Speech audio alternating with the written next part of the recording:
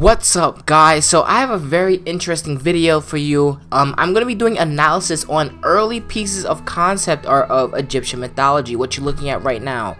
We already know that the Santa Monica team and Cory Barlog, they all had a huge discussion on Norse mythology or Egyptian mythology when going into God of War 2018.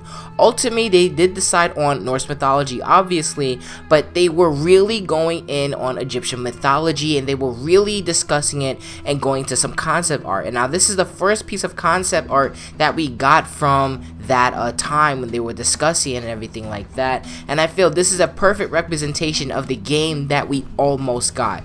So I do want to do a quick analysis because we might go into Egyptian mythology in the future, and this is the things that we can expect from it. So the first thing I want to talk about is the huge winged beast in the background. Now I have a reason to believe that this winged beast is a mythical creature of Egyptian mythology of ancient Egypt called the Griffin, aka the Beast of War. Which is very close to God of War, of course. It says that the ultimate origins of the Griffin are shrouded in mystery. We do know that this fearsome beast is mentioned in both ancient Iranian and ancient Egyptian texts. It goes on to say that amid the Griffin features head, wings, and talons of an eagle grafted onto a lion's body. Since both eagles and lions are hunters, it's clear that the Griffin served as a symbol of war. Now going back to the picture, again we see this creature having horns on his head, wings, a huge mouth that seems to be very wide. He's ready to just destroy something. And the fact that its theme is the Beast of War and that this creature served in war really resonates with Kratos, of course, being a god of war, and the series obviously being called God of War. I find that so fucking interesting, but let's move on.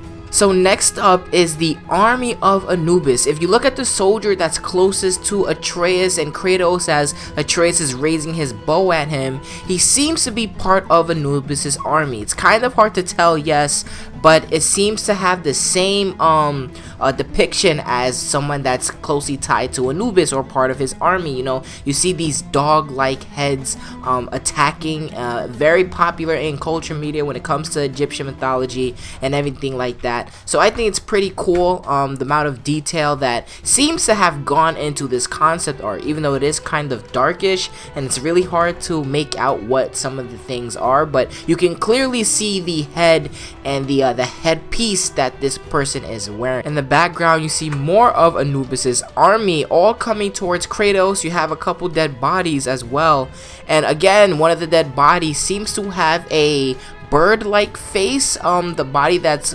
very close to Atreus. I believe that this person is part of the army of Ra. Ra is the sun god in Egyptian mythology. Many depictions of Ra has his face like this bird-like face. So again, you have the army of Anubis, which has, you know, the dog-like faces, and you have the army of Ra, the Egyptian god of the sun.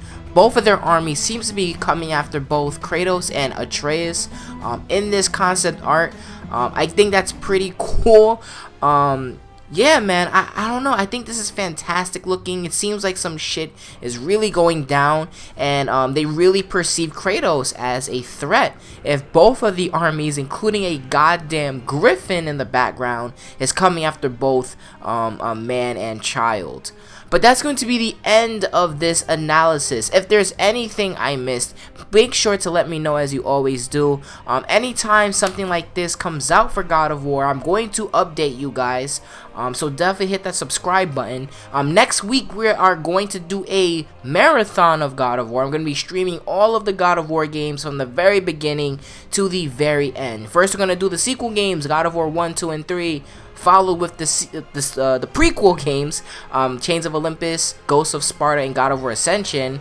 God of War Ascension I actually never played before, so I'm looking forward to that. And of course, we're going to end everything with God of War 2018. It's going to be a long, bloody ride. I hope to see you guys there when I actually start it. I'm going to start with God of War 1, the very beginning.